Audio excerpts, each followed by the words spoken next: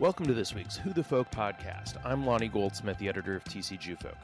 This week I talk with Emma Greenman, a voting rights lawyer and advocate turned candidate for the Minnesota State House of Representatives. We talk about being a first-time candidate, what led her to wanting to run for office, and the ongoing fight for democracy on this week's Who the Folk podcast. Emma Greenman, welcome to this week's Who the Folk podcast. Thanks for joining us. Thank you. Thanks for having me. So you are the DFL candidate for the State House District 63B? Yes. 63B. You won your primary a few weeks ago. You are ticketed for the State House in St. Paul when you get sworn in early next year. So mazel tov on that. Thank you. And I'll just say for folks who don't know where 63B is, because not everybody knows the numbers, it's South Minneapolis and Eastern Richfield. And so that's the district. And I was going to mention that, and since you mentioned the district boundaries, maybe I'll start there. Your district is really fascinating. And I say this as somebody who used to cover a city in the South Metro for several years, because you have the airport as part of your district. Yeah, it's funny because it comes up so much in interviews, but not as much in the district other than the airport noise, which comes around the whole area. Yes, that is definitely, that is on the landing and takeoff path. It is.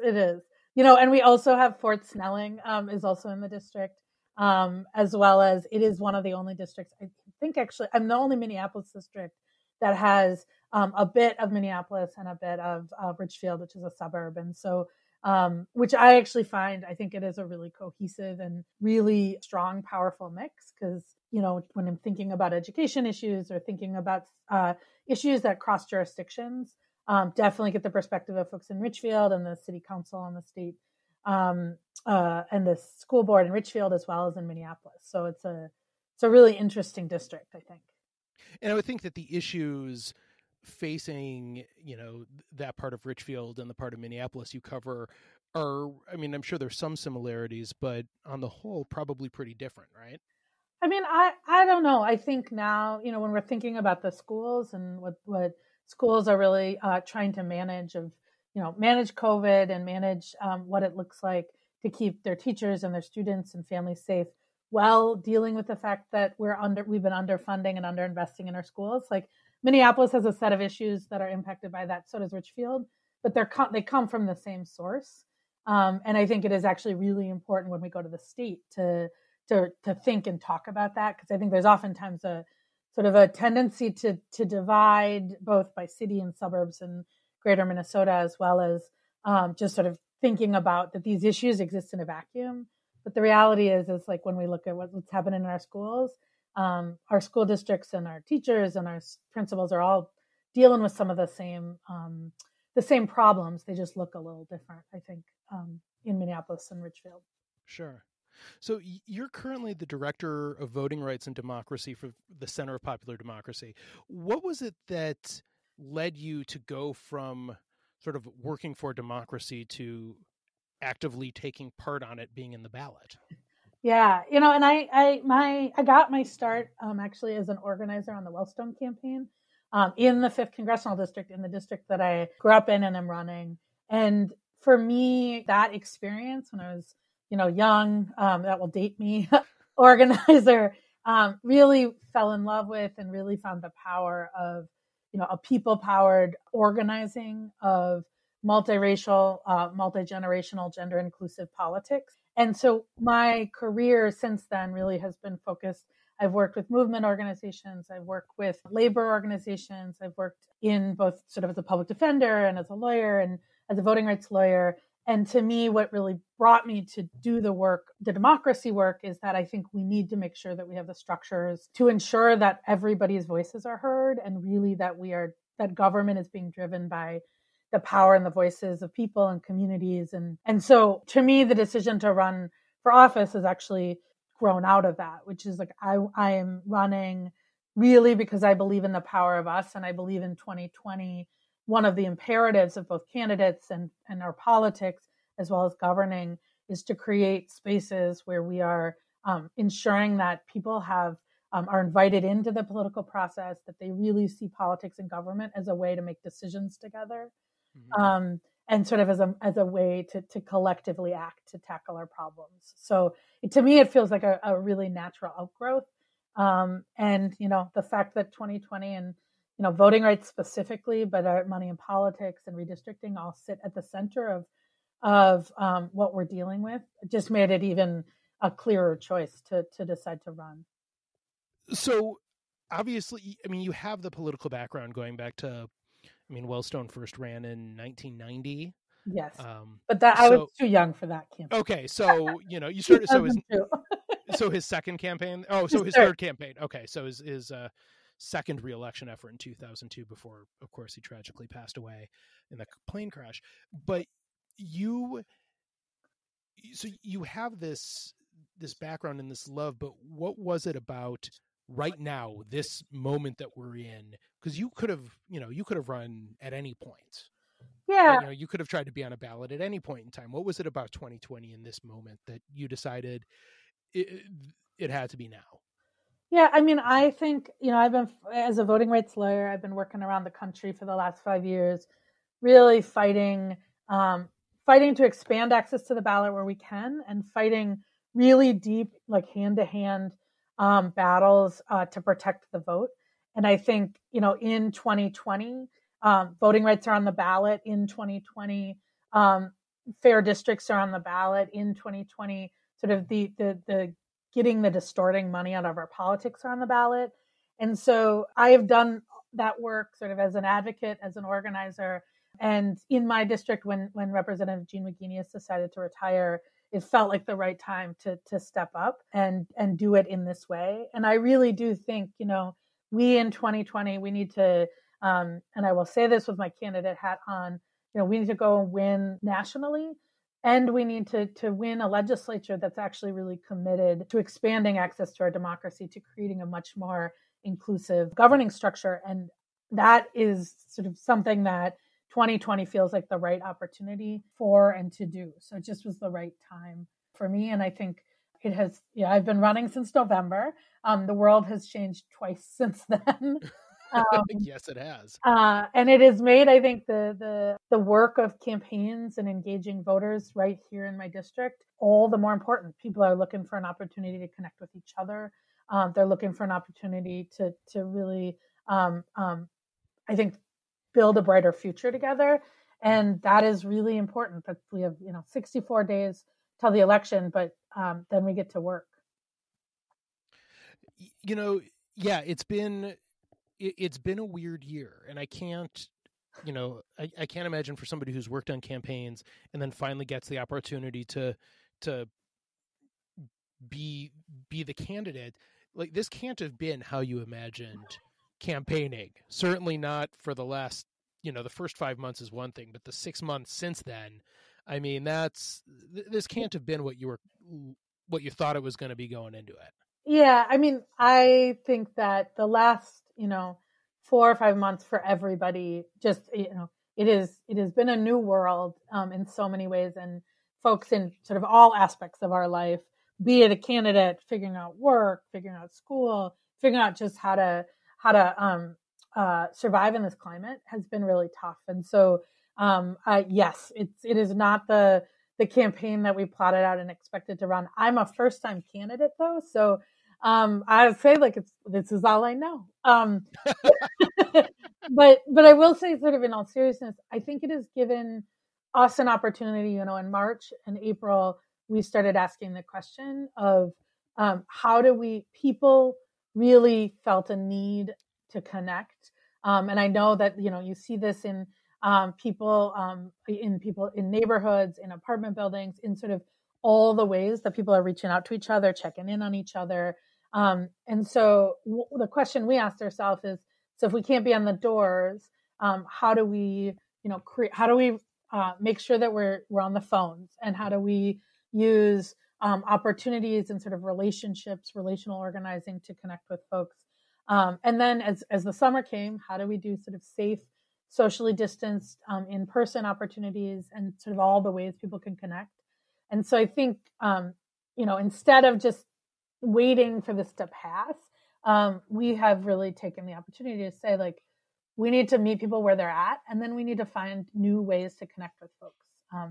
One of the things I'm really excited about that we're doing is a block by block program. And it's something that I feel like we've, in the political world and in the organizing world, have been talking about for a while. Of, so how do you give folks ownership over sort of everybody on their block and really doing that organizing? But the pandemic and then the uprising and the unrest in Minneapolis particularly really showed that there is infrastructure and a desire for neighbors to connect with each other, not just the folks they know, and dig deep on like making sure people get an absentee ballot and are registered to vote, but also having deep conversations about community safety, deep conversations about how do we ensure that we are taking care of each other and that we're building an economy that works for folks.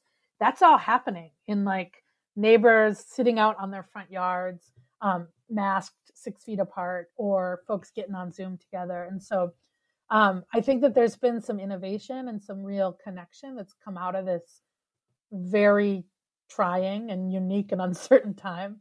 And so we've just been trying to really lean into that piece of it. So one of the really interesting things, and this might be a little political inside baseball for people, so I do apologize, but I really enjoy this stuff, is your district is one that is so hard to the left for the DFL that once you won your primary, that was pretty much it. I'm not actually sure if there's a Republican There's on the both ballot. a Republican candidate and a cannabis candidate. Oh, all right. Well, okay. So your campaign, you can't take it easy, certainly, but obviously conventional wisdom being what it is, that you will be the next state rep for 63B. Because of that, how does that change how you treat the next, as you said, 63 days from when you and I are recording to, what does that do to you in your campaign for the rest of the time until Election Day? What do you put your focus on? Yeah. So, and I think we have been really focused on two things, and we will be, the work changes, but it continues. And actually I'd say like, this is the third leg in what has turned into an Ironman. Right? We started with a marathon and then got through the swim, and now we're onto the bike. But is really the two things. One is we are a heavily Democratic district, and it really matters that folks turn out and vote this year. And it is a harder year to vote, right? And for all of the conversations about the pandemic and how it's impacting people, it is people, one, really need to be reached out to. Registration rates have fallen off a cliff. Signing up for an absentee ballot, voting early, all of the troubling signs we've seen at the post office. And so we have been really focused on ensuring, one, that we are ensuring that everybody in the district is registered and has what they need, the assistance they need to vote, and that we're really protecting those voters. So that is a first and key piece. And I really think not just this year, every year, we should make sure that, whatever district you're in, but particularly with districts that are solid based districts, it should be on local candidates to really do that work in community, to engage voters and turn them out. And then the second thing we're doing is, it is on all of us to win majorities. And so in places like in districts like mine, we're using our campaign and really partnering with a set of legislative districts and really wonderful candidates in more competitive general election targets to make sure, to help them with phone banks and help them to raise money and whatever they need, because it's, a majority is about all of us, and it's going to take all of us to win. And so those are the two real spaces that we're working on. And then I just say, I think a third piece is, to me, and this is why one of the things that campaigns, when they do this well, this is what I learned from Wellstone, is we're really like sort of building the muscle to govern. The relationships that I'm building with voters, the relationships that I'm building with folks in my community really are about how people have stronger ties to each other and into all of the leadership that we're going to bring into the state capitol. And so that piece, that comes out of the how of how we do the work in the next 63 days and how we've been doing the work. But it is a critical piece of what I think our work is, which is building that practice, that active practice of democracy. I never really thought about, I mean, that's such a great point from Senator Wellstone of how it sort of prepares you to govern. Because I mean, so much of governing is about, coalition building, and that's not the stuff that gets the headlines. Mm-hmm. It's not what gets the headlines is the us versus them, and that's what unfortunately most people want to write about and read, but that doesn't necessarily get the hard lifting done. Yeah, no, I think that's right. And I actually think whatever gets the clicks is one thing, but I think when you start talking to folks, what you hear and what people are looking for over and over again, right, is they're looking for the cities and the counties and the state and frankly our federal delegation to work together. They're looking for people to work sort of inside and outside the Capitol to actually start tackling some of these big problems. And so when we think about, really tackling our toughest issues, racial and economic inequality, the climate crisis, healthcare, what we need to do in terms of investing in our kids. All of those things require some real deep coalition building, working with movement organizations, working with folks across geographies, right? Sort of the bridging and really finding our commonalities. And I think that there's a lot of really amazing examples of that here in Minnesota. But I think we need to do a better job of really, to your point, like both talking about it and really integrating it into the way we talk about politics, not just organizing and issue work. I'm lucky enough to live in the 3rd Congressional District. So Congressman Dean Phillips represents me. And I've talked to him about this before. He's been on this podcast last year, right? We talked right around his 100-day mark of being in office. And he and I talked about it even before, right when his campaign was getting started. And I think the Congressman Phillips you see on social media, about trying to work across the aisle and, trying to introduce bipartisan legislation, there's the Neanderthal side of me that says no, don't work with them, go get them. But realistically, that's not gonna, that doesn't actually help the district or the state. Yeah, I mean, I think so. This is where my democracy hat comes on. I think that I think we need to be fighting for the things that that one will allow us to really create a more thriving Minnesota and frankly a more thriving United States for everybody in our community. And so when it comes to standing up for our immigrant neighbors, when it comes to fighting to root out and dismantle systemic racism, when it means fighting for economic a more just economy, we have to take the fight. And here's what I will say. I think that the public, I think when we look at where the public is at and where voters are at, they are a lot closer together than when we look at where some of the elected officials are. And so this Republican Party, when you look at what's happening in the State House, for instance, I don't think is fighting the battles that even their voters sent them to the legislature to fight. And so what I will say is this is why making sure that we have fair and representative districts, making sure that it's people's voices and not moneyed interests that are really driving the show, and that everybody has the right to vote are so important because the rules have to reflect the public. And right now, I think I'd say when you look at sort of where the public is at progressive issues on ensuring everybody has access to universal health care, when you look at climate change, when you look at racial inequality and criminal justice reform, the public is in a place where the Republicans are refusing to go. And so I totally believe we need to be results oriented and really be focused on the things that improve people's lives. But I also don't think we can let the intransient and the obstructionism of this current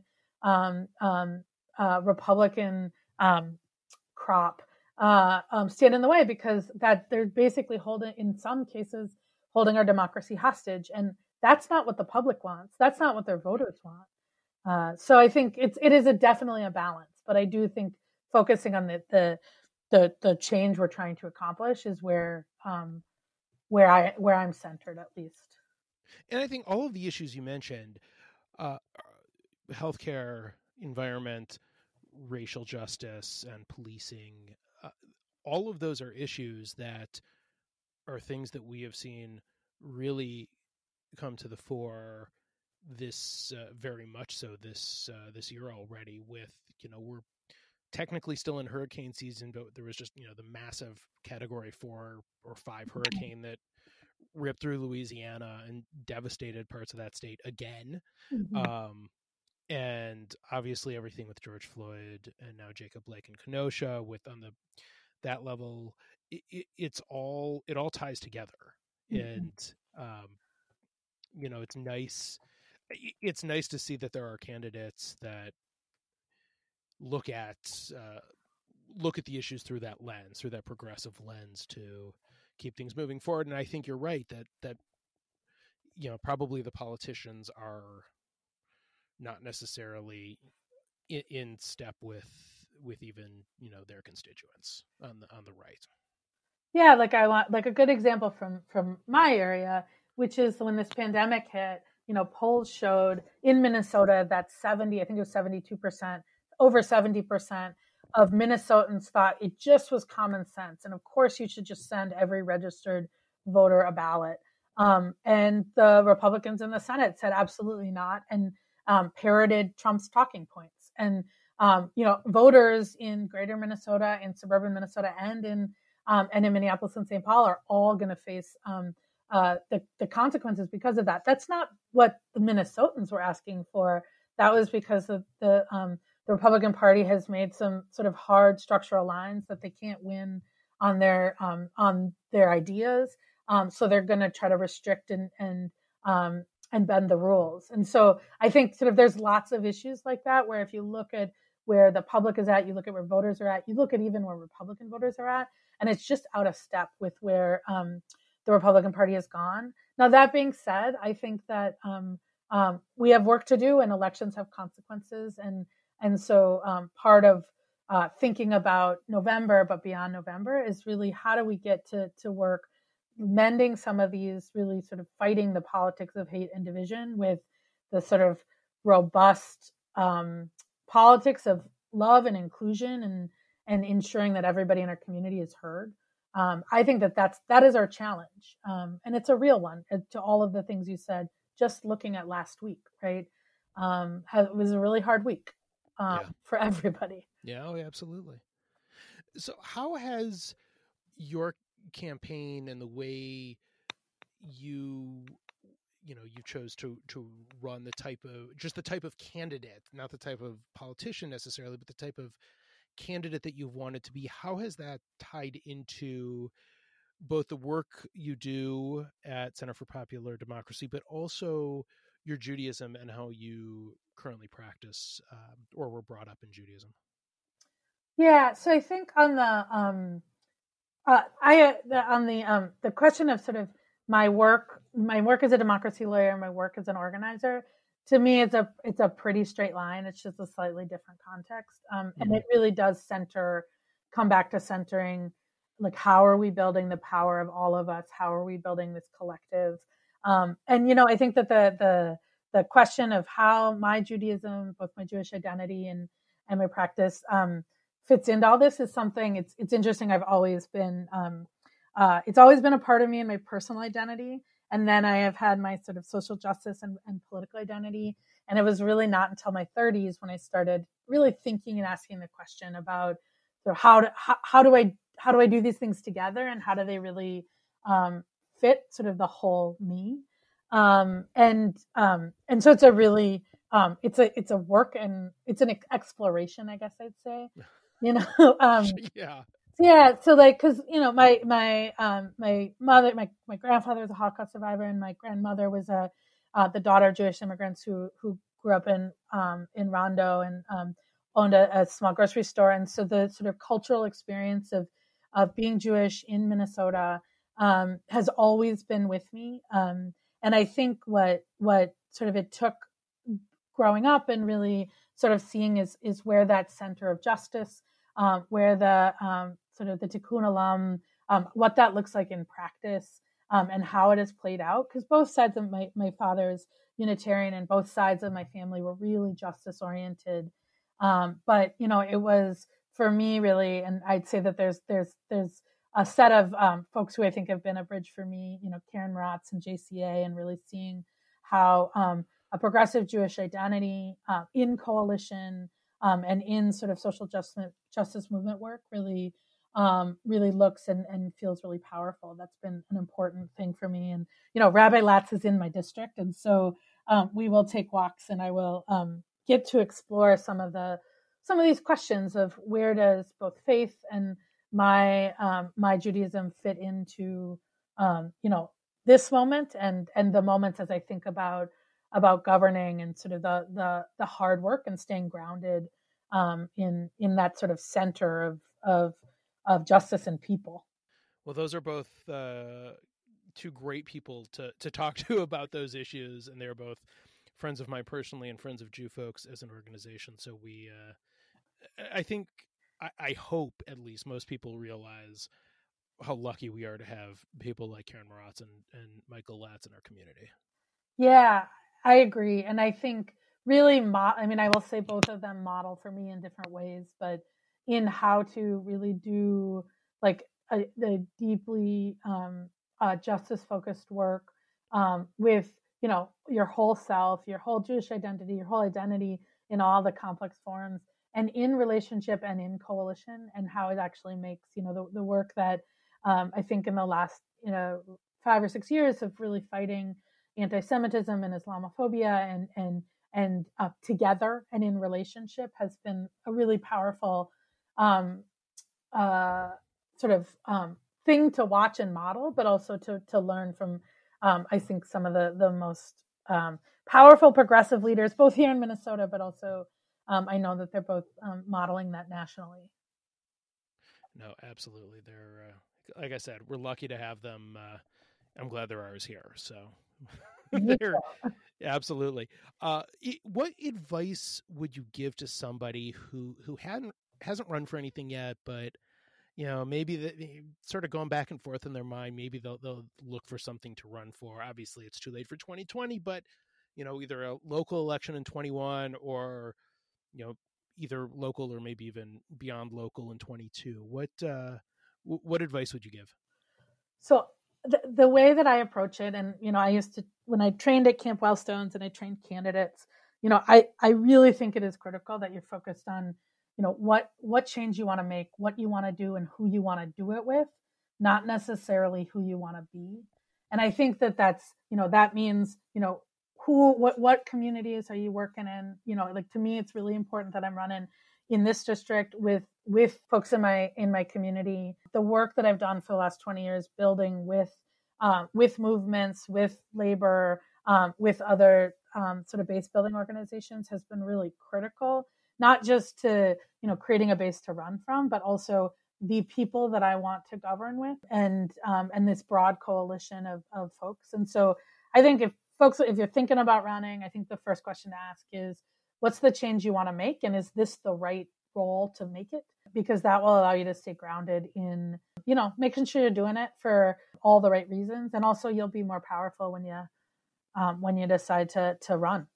Well, excellent. That is great advice. All right, Emma, last couple questions and we will let you get back to campaigning. What is your favorite Jewish food?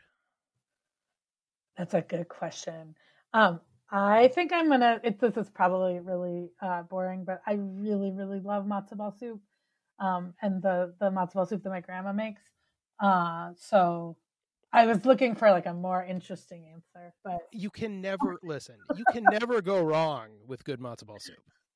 That's what I'm saying. And I am terrible at making it. So it is also something that I need lovingly made for me.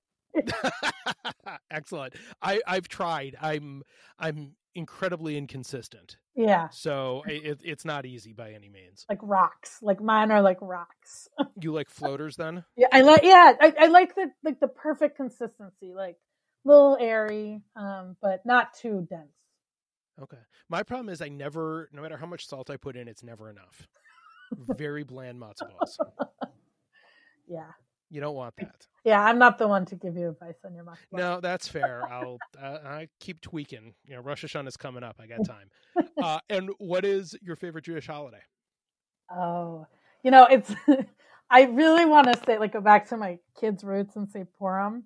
I mean, I love Passover for the sort of all the things that it is rooted in me. But Purim festival as a kid, and I remember I used to go to Temple Israel and the festivals where I think we would win. My best memory was I won a goldfish, and I can't believe that you would have a fair where you would force parents to bring home a goldfish for their kids, but it is my most vibrant memory. So again, I'm gonna say Purim. That's amazing that they would give goldfish away. I should not. Nobody should fact check me on that. But I have this vivid memory of. No, nobody should fact check. You got to let that one go. Let that memory correct or otherwise live on. You throw a ping pong ball into a set of small goldfish containers, and you got to take it home with you. That's amazing. So I'm gonna go with Purim. That's excellent. Emma Greenman, House candidate in Minnesota 63B, running for the State House. Thank you so much for your time. Good luck as we enter the stretch run of the last 8 or so weeks until Election Day, and best of luck with you going forward. Thank you. And I'll just say, make sure you request your absentee ballot and vote early, no matter how you do it. Mine is already requested, and I'm very excited. So thank you for that and for that PSA, and thank you for joining us. Thank you so much.